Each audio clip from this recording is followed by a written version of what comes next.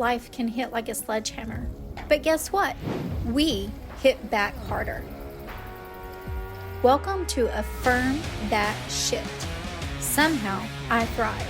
I'm Jennifer Rogers, your no BS guide to turning life's toughest moments into badass victories. Ready to flip the script? Let's affirm that life can be a bitch, but somehow we thrive.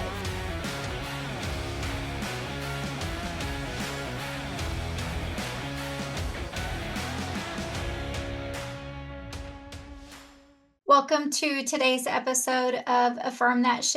Somehow I Thrived. Today, our guest is Dani Margeaux, and one that I literally have been checking off the days on the calendar to visit with.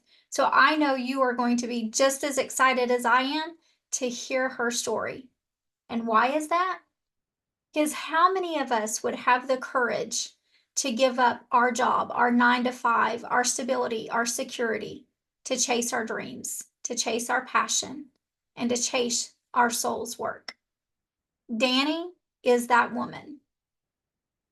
But before we meet Dani, we've got her affirmations.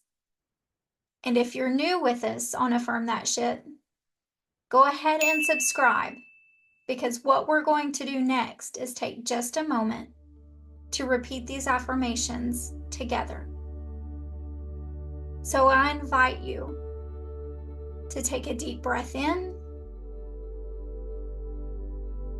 let it out,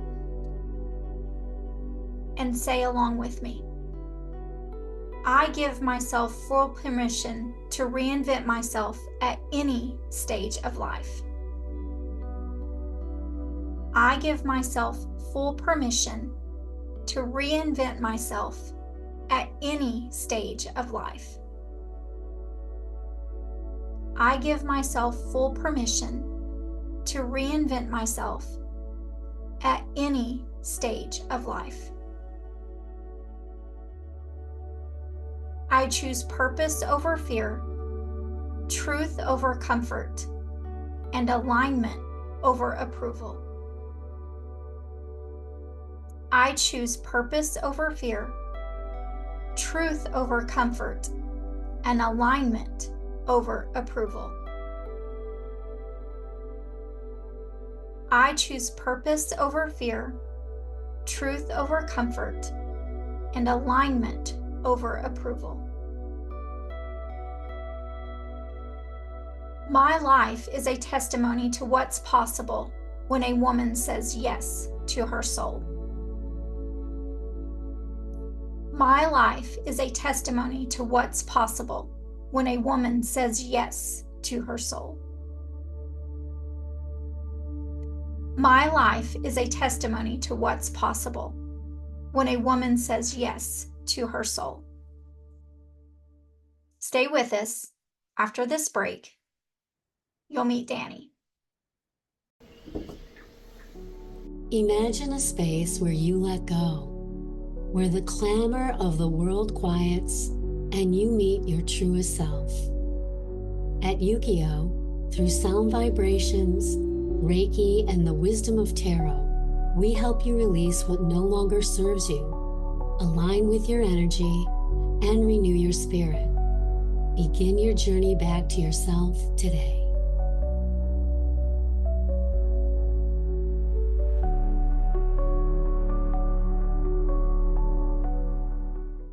Welcome, Dani, today's episode of Affirm That Shit. Thank you for being the most phenomenal guest with us today. Thank you so much, Jennifer. It's an honor to co-create this space with you and be here today. No, girl, I am so excited to dive right into your story. When I was reading just a little bit about you, I thought, man, to have that courage, and we do have it today, but what did it take to get there? So I don't want to tease our viewers and our listeners too much. Why don't you take us into who Dani is and how you got here today? Yeah, thank you so much, Jennifer. So I am an Akashic Records reader and teacher, Reiki master and teacher, empowerment coach, grid worker, and ultimately a lover of life. And I'm here to support other people, women, men, and everyone, all divine beings to be empowered in their own truth and their own purpose and their own fulfillment so they can live their desires freely. And so I'll take you back to the beginning, but when I was a kid, I always felt like there was more to life. always felt like I was the black sheep. I was always the one that was different. And I always felt so connected to like the stars. And being cooped up in the house wasn't really for me. And so I would always just look up at the stars and just wish and think there's more to life than this. So I went to high school, I went to college, I did all the right things. I got a job after college, and I still felt unfulfilled. I felt this part of me was missing, but I didn't know how to conceptualize that or what that meant, right? And so I focused on the goals at hand, right? I was gonna make more money, I was gonna buy a house, and I was gonna, find a boyfriend, right? So those are the things that I felt were successful to me at those times. What I realized is when I achieved all those things, I was still feeling unfulfilled. And I still felt like something was missing. And so during my 20s, I'm 35 now, was a 10-year of like self-discovery and expansion. And I played and I really traveled. I've been to 22 countries and I just was like trying to explore to really find out who I was. And so a sequence of events occurred where I got into a car accident. I got into two car accidents back to back, and I was the most athletic I'd ever been, but in the most pain I'd ever been. And I was searching for chiropractors and doctors, and I was going to the orthopedic surgeon, and I was in so much pain in my physical body, in my physical vessel, and I knew like I something had to change. And so I was going to the chiropractors like 2, 3 times a week. And this is what led to finding an energy chiropractor. And I just stumbled upon them, and he was aligning my energy and not even like adjusting me sometimes. And he was like, "Oh, yeah, you have trauma from childhood that you're holding in." And now I know, trauma and emotions we hold in our body, right? And so I was holding like this energy in my body from like the 20 years before. And so he helped me release that and make room for something else, something more. And so along that journey, I was guided to a medium who actually told me that I have like power in my hands. And I always felt like I was powerful, but not in the way that we think in our mind, right? And so I was like, okay, I'm gonna go be a Reiki master because my ego is still there. I want to be a master at everything.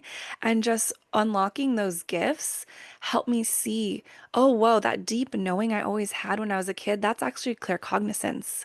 And that deep knowing doesn't come from me, it comes from like the intentional universe we live in. And whoa, what? That's a psychic gift? Oh. And these images that I have in my mind, that's actually maybe accessing the Akashic records. And so if you're not familiar with what the Akashic records are, they're the records of all souls that ever existed, past, present, future. They are accessing your soul's wisdom, the blueprint in which your soul reincarnated. And so after I was in the car accident, doing the Reiki, also working 9 to 5, I decided, oh, it's just a job that needs to switch. So I left my 10-year job, and I decided to work for the city of Manhattan Beach in the finance department for a little bit. And I realized the politics and working for someone, I was out of there in 6 months. And then I found another job as a property manager, and I was like, oh, this is what I want. I could work with a lot of people and really use my voice, and I was really good at it. And I realized, that's not for me either. And so along this journey, I was listening to podcasts that I heard the word Akashic Records. And I truly believe the word Akashic Records finds you. And so whether you're listening to this podcast or you're finding it somewhere else, the Akashic Records finds you or comes into your awareness when you're meant to hear it. And that week, I heard it 3 times from a tenant, from the podcast, and then from like a Facebook group or something. And I was like, okay, this is for me. And I just trusted it, right? And so Right. I started learning it. And within 3 months, I finished the course, and I was like, I'm going to just start doing these for free. And so I was working 9 to 5, and I would wake up at 6 in the morning to do a reading. And then I would go to my 9 to 5. And then at night, after I got home from work, I would do another reading. So I was working like 12, 13-hour days, with my side hustle free, just knowing this is so amazing and cool. And I didn't know what this was, but I'm going to do it. And I was getting really good feedback. After about doing that for 2.5 months, I realized, ooh, I have to pick. I can't keep, like, this is the fourth job in the last 4 years. And there's something here with this job that I want, this reading. And so I left my 9 to 5 and I began to do readings. And so I went into charging. And from there, I was just so divinely guided into now teaching Reiki and now teaching the Akashic Records and coaching and supporting other people. What I found is trusting yourself is the biggest key, because that leap of faith, right? Where did it come from? For me, it was a level of exhaustion and that I hit a brick and I couldn't do anything else. And I literally felt like my soul die. I was like, if I don't do this, then there's nothing worth living for. And so for me, that was what helped me step into that empowerment, that fulfillment. And it wasn't easy. It was scary. There was a lot of fear, but continuing to trust myself was the biggest empowerment and the biggest leap of faith that helped support me to what now I feel is successful, which is really trusting myself in this life. And Danny, talking about your corporate life and the 4 jobs, and you got this sign that, 3 times to go to the Akashic Records. When you speak to others, or maybe it's family and friends that have watched this journey with you, what is your conversations with them when they take your spirituality or your spiritual business as less serious than corporate work, or this really isn't work, or how can you, sustain this lifestyle? How do you navigate that conversation? This is a wonderful question because you will see resistance from all directions. And I have uncles who are like, "Oh, she was so good at her job. Like, that's unfortunate she's doing that now." Or my dad, like, "So when are you going to be done with this? Like, when are you going to go back? When are you going to give up?" And it's really, really about finding something within yourself that is more than you. And so for me, that was the Akashic Records, right? Connecting to God consciousness, my spirit guides, my grandma who had passed away when I was 3, who came back to me to communicate with me and guide me, right? And so there will be so many people who don't believe in your work, or going from a corporate job to spiritual, what's metaphysical, what is this, isn't real, right? And so it was a few beliefs that I had to work through myself. So one, that my worth is dictated by how much money I make. And I had to transfer that into I am worthy just being, and what I do is not who I am.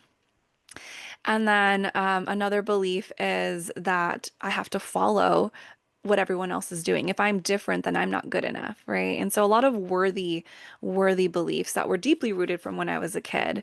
And so really navigating that, releasing those limiting beliefs, reprogramming my subconscious to really trust that no matter what I'm doing, because I'm happy, I'm fulfilled, and following the joys and the curiosities, right? I was just curious about Reiki. I was just curious about Akashic Records. And instead of letting the fear overtake me, I was like, well, let me continue working. I still worked for a couple years, and let me just play and see where this leads me. And by allowing that to open up and surrender to that, the next step always placed itself in front of me.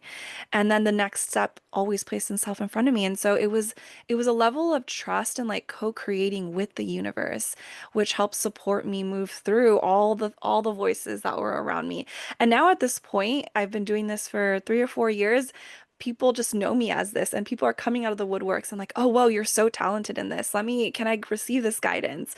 And so it really is like when you believe in yourself, other people will, but you can't have expectations that they will. You can't, you have to just surrender to your own trust, and over time just allow it to unfold as it will. I love that. As you may or may not know, I too practice Reiki. I'm a Reiki master as well, and then do lots of spiritual things. So I love when you talked about the clairvoyance, the clairaudience, because there are so many different clairs that we can go into. And just because you don't have one or another doesn't mean that you're not connected. You're just connected on a different level. So I want to go back to your statement about when I get this image. And when we're first starting down this path, that ego can be a monster, right? It can eat away at what we're trying to learn. So, were there any situations in your journey, your path where you're like, okay, this image has come in, or I've heard this sound, or I've seen things, and you try to navigate away from it instead of accepting what it was? And how can you help others build trust in themselves to follow the path and stay the course? Absolutely. So, just for a refresher, in case anyone is not too familiar with the clairs, clairvoyance is seeing. So, whether you see an image very clearly or granular or whatever that might be, it's in your mind's eye. And then clairaudience is, hearing, whether it's your own voices in your mind or voices exterior in the 3D.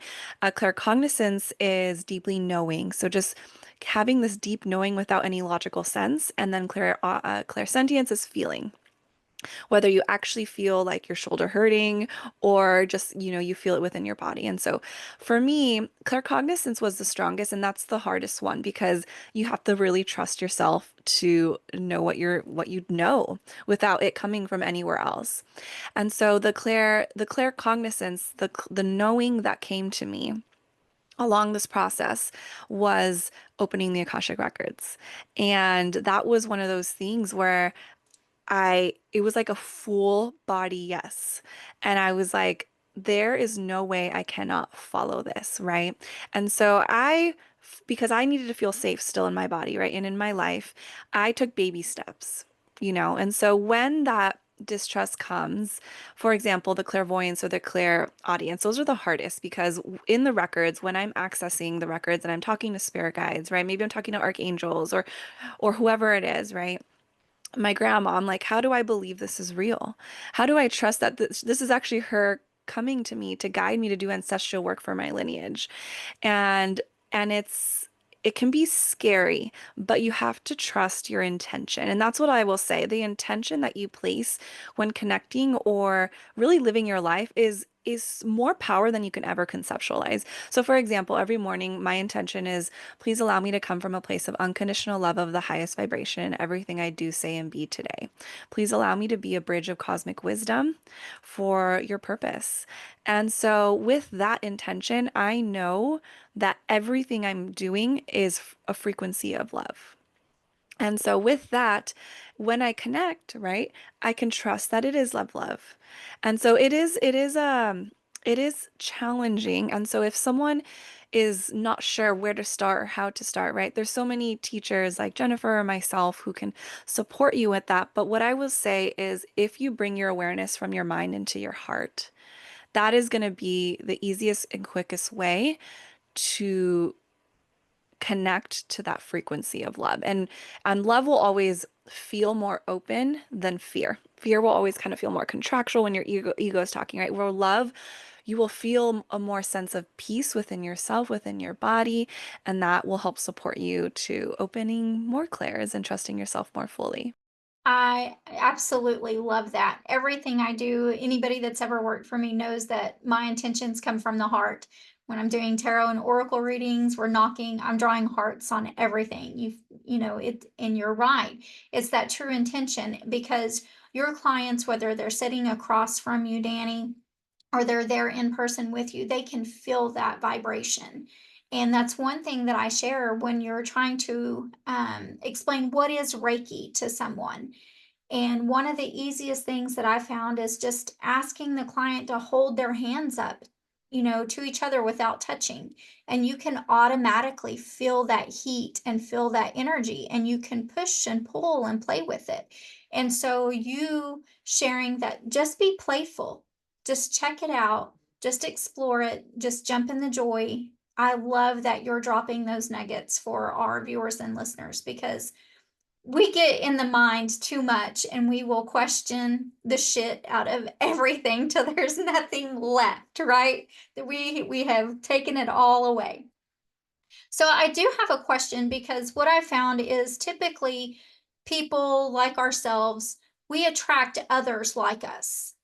We can feel that energy when we walk in a room. We have conversations like we are here today where we've never met, but it feels like we've known each other for the longest time. And these things are happening outside as well with others. So, in your perspective, do you think there's a shift happening in a community level? a city level, a state level, a global level, where that vibration is being felt and calling us towards each other? Or what is your thought on that? Yeah, that's a beautiful question. And Jennifer, right when I got on this space, I know it was like like I felt so aligned with your energy as well. I can tell how heart-centered you are, and your listeners are so lucky to have you as their guide. And in terms of moving the collective into this frequency of unconditional love, in a bigger expansive way, I truly believe we are moving to we are in the 5D already, right? But we can only access it to the level of which we our human vessel can conceptualize it. And so what's happening is more people are becoming aware and awakened to this concept of the 5D. And if people aren't familiar, right? The 3D is this like physical vessel that we're in. 4 and 5D are the energies of unconditional love and true divine wisdom. And so it is like that energy of collective oneness, unity, right? Even telepathy, right? Connecting to this unseen world. It's stepping into your multidimensionality, knowing you are a physical human, but tapping into the support and the wisdom from your spirit guides at any moment.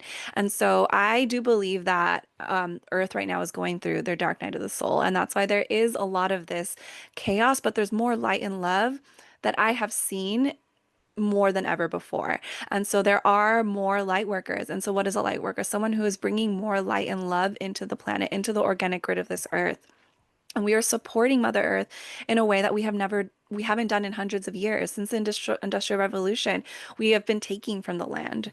And instead of cultivating love and cultivating uh, herbs and fruit and vegetables, right? And honoring the land, we are taking from it. But now there has been this revolution of light workers who are realizing that ritual is important.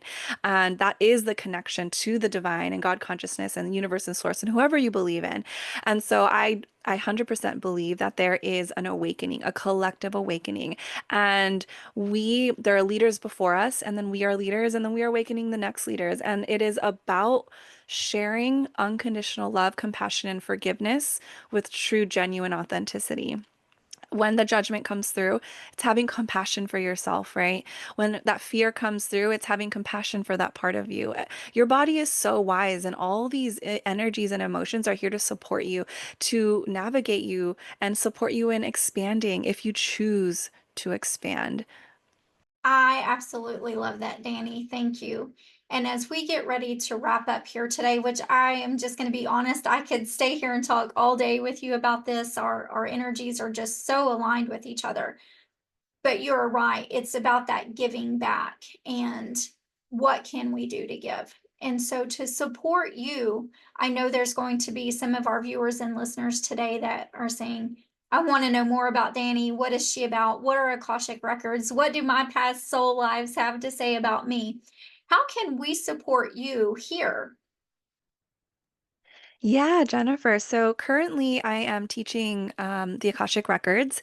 I just had the last container close, and so I'll probably have one a little later this year, but I do readings, and readings really support validating the knowings that you have within, those clairvoyance, claircognizance, clairaudience, those little knowings you have within.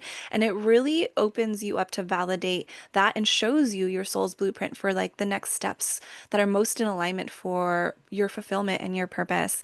I also teach Reiki and give Reiki, and I'm also an empowerment coach to help support you reprogramming your subconscious mind.